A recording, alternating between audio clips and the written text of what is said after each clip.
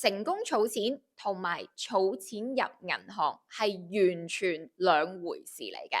咁我最近咧都統計咗我自己嘅身家啦，咁我發覺咧過往嘅20年入邊咧，即係由我自己識入銀行開始啊嚇，咁樣計算，用過無數咁多嘅銀行服務，24歲咧已經達成我100萬嘅儲蓄。咁我都發覺咗咧，原來銀行咧好多窿窿罅罅嘅嘢喺我第一次用或者頭幾次用嘅時候，根本都唔知道個吸血嘅情況係有咁厲害嘅。咁以下咧，徐女將會想同大家分享嘅咧，就係八大啦。我都唔希望自己再煩，甚至我係希望咧有人早啲即係早幾廿年啦嚇，同我講喺你成功儲錢之前，可能銀行咧已經成功令你蝕錢啦。第一就係使用銀行嘅基本收費，嗱呢啲嘅基本收費咧，好可能係隱形噶，因為你唔去問，又或者你唔俾人收過錢咧，你係唔知㗎喎。分享一次嘅經驗俾大家啦，咁我平時去 ATM 攞錢咧都唔需要錢嘅，咁但係咧有一次我去銀行嗰度啦，咁就想將咧我自己嘅外幣存翻入去戶口啦，銀行職員就想同我講，佢話如果咧你入多過某一個限額嘅外幣嘅話咧，我哋要收你手續費。第二樣嘢啦，我想順便攞埋港紙出嚟。佢話咧，你嘅戶口嘅呢一個 status 咧，就係你去 ATM 攞錢係唔收錢，但喺銀行嗰度攞錢咧，櫃台攞錢咧係要收費嘅。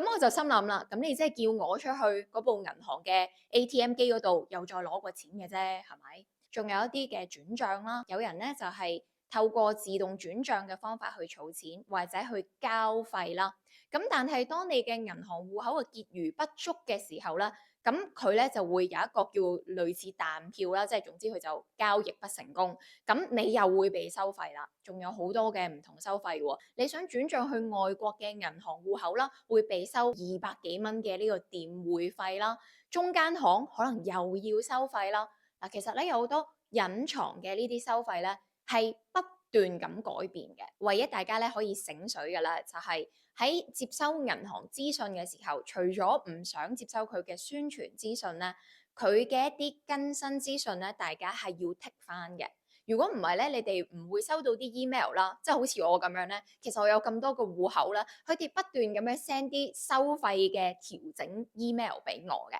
好啦，除咗基本嘅收費之外咧，近年第二樣嘢啦，就係銀行嘅呢個投資服務嘅收費咧，亦都有所調整。抽下政府債券啊，又或者咧，可能係抽下新股啊，有啲人咧都中意用呢一個嘅銀行去投資嘅。例如就係投資基金咁樣啦，啱啱咧先至話零手續費啫。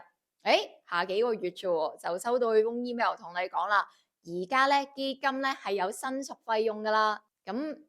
咁即係點咧？即係你係過橋抽板。第三樣嘢，大家要最重點記住嘅，成功儲蓄同埋呢一個喺銀行儲錢係兩樣嘢嚟嘅。當你儲現金入銀行嘅時候咧，呢啲嘅現金鈔票啦，其實咧都會承受住通脹嘅壓力咧而貶值嘅。每100萬嘅存款咧，經過咗10年之後，就會自然咧貶值咗26萬嘅呢一個購買力啦。咁即係話，其實即使你喺銀行入邊咧係有息收，但係呢一個息咧係冚唔過通脹嘅話咧，咁基本上咧都係不能夠咧去幫你嘅現金保值嘅，即係越儲越貶值嘅意思啦。咁但係你問我銀行係咪經常有4-5厘啦？咁就梗係唔係啦，因為而家大家都見到啦，其實咧我打開銀行隻 app 嘅時候咧，佢話舊客戶得翻0.5厘俾我，我都打咗個突。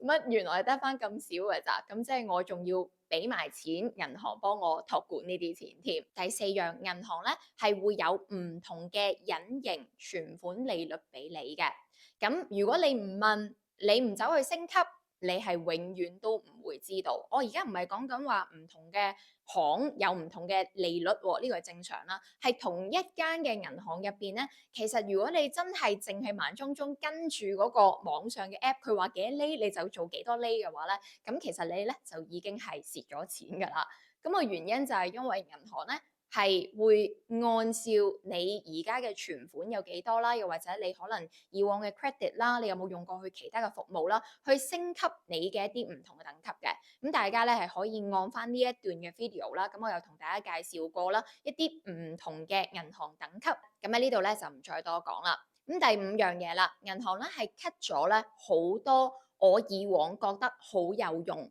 真係可以幫到我咧成功儲蓄嘅一啲計劃嘅。咁呢啲嘅計劃咧，包括就係零存整付啦。具體嘅做法咧，就係當你一個月咧，可能係要儲100蚊咁講啦，咁你下一個月咧就要再儲多啲，下一個月咧又可能再儲多啲，又或者有啲嘅零存整付咧，就係規定你每個月咧都要儲幾多錢入銀行，咁然後咧佢就會俾翻一個咧好啲嘅利率嚟嘅。咁但係呢啲嘅 scheme 咧，其實而家都越嚟越少啦，甚至有觀眾就去話去過銀行嗰度問過啦，佢話佢唔再出啦。原來你想利用銀行去儲錢，結果佢就水咗你去其他嘅一啲服務度。咁佢水咗你做乜咧？就係第6樣陷阱啦，銀行所推出嘅優惠。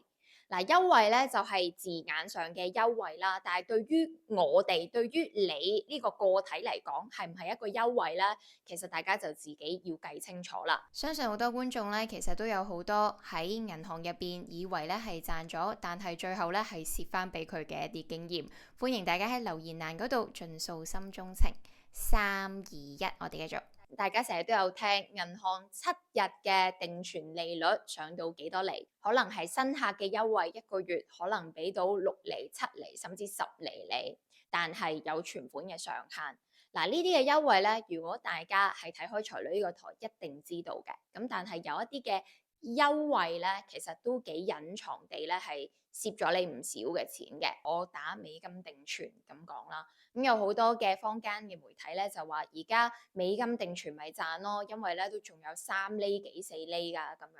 咁但係係咪一定賺嘅咧？喺銀行嘅呢個外匯嘅手續費上邊咧，又或者你個兌換費上邊咧，其實係會隨時調整嘅。而呢個隨時調整嘅速度啦，又或者個差額啦，大家係要透過你自己個銀行戶口，又或者喺嗰刻咧問呢個櫃台職員嘅時候，佢報嗰個價俾你咧，先至為之係實在嘅。要由港元轉做美金，又或者轉做澳紙啊、加紙啊，唔同嘅外幣去收息都好啦，其實係有佢一啲賺價又賺息嘅時機啦，甚至係方法啦喺度嘅。咁第7樣嘢啦，你知唔知喺香港咧，每一個人咧係擁有超過5張以上嘅信用卡嘅。嗱，呢個數字咧只係 date back 到啦香港政府官方公佈出嚟嘅2021年嘅數字啫。咁但係5張嘅信用卡真係唔少㗎。有好多人同我講啦，佢話佢覺得係透過唔知出邊嘅一啲方法咧，係可以儲到好多分嘅。但係咧，經過咗咁多嘅計算之後咧，我發覺咧，原來信用卡自己本身入邊都有2大嘅陷阱。第一樣嘢，信用卡大家攞去外地度使用咧，係有1.98%，即係平均嚟講啦，甚至可能 AE 卡2% 嘅呢個外匯手續費嘅。我其中一張信用卡咧，過往2年咧係消費咗50萬嘅，而入邊咧我係俾咗幾多手續費咧？係接近1萬蚊嘅手續費喺入邊嘅。咁呢一個嘅手續費，你會話啊，咁我其實冇其他嘅方法可以去做嘅啫，一定要透過信用卡我先可以俾錢㗎啦，唔係嘅。例如就係銀行唔會同你去宣傳嘅記帳卡啦。有啲嘅銀行咧係有 debit card 嘅服務啦，甚至係有免費又或者係低費率嘅外地度攞現金出嚟嘅一啲服務啦。咁大家都會遺忘咗，唔知幾時用，淨係用信用卡嘅時候咧，亦都會衍生第2個嘅問題。你其實咧仲有一個好大嘅風險。香港咧有好多人咧係透過信用卡咧去負債嘅，現金透支啦、遲還款啦、還最低嘅還款額。然後生成咗差唔多年利率係30幾個% 嘅利息，而透過最新嘅調查啦，不管係負資產啦，不管係個人嘅貸款啦，大家咧係越嚟越多還唔起嘅情況，而銀行咧亦都出咗好多嘅花招，例如啦，佢就話啦，你而家咧透過呢一張卡去提款機度攞錢咧，就可以有免息還款期幾多日，咁結果咧大家就免息啊攞咗出嚟啊，不過仲有行政費同埋手續費咯。咁呢啲所有嘅魔鬼喺細節入邊嘅嘢咧，其實都係令到大家蝕咗唔少錢嘅。最後一個銀行陷阱，我相信大家咧係不時踩，而且可能係會繼續踩落去嘅。咁呢啲就係銀行美其名嘅儲蓄計劃啦。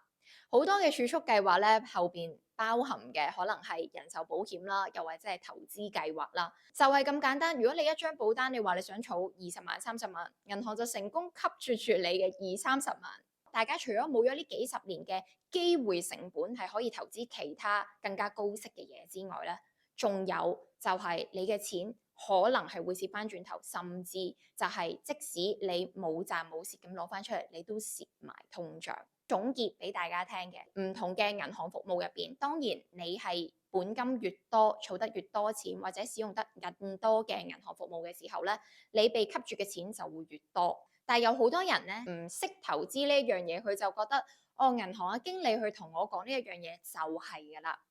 其實咁樣嘅一個思維咧，我認為係最令到大家蝕錢。喺我10零歲，即係第一次入去銀行盲中中嘅時候，邊個唔會認為儲錢入銀行就係成功儲錢嘅秘訣呢？因為大家都會誤以為只係努力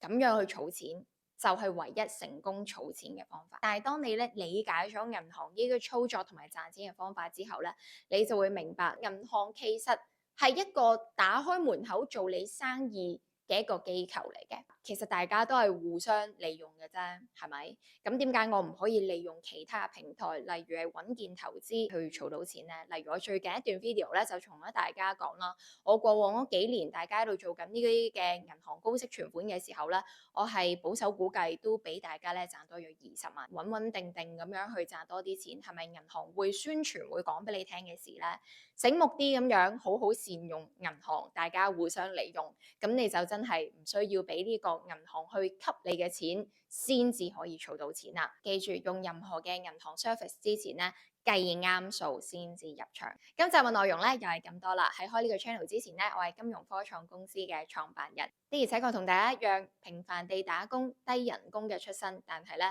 透過財富錢滾錢咧，最後係可以殺出自己嘅一條血路。記住訂閱呢個頻道，每個禮拜咧將會有穩健投資、日日收息嘅好方法送俾大家。我哋下集再見，拜拜。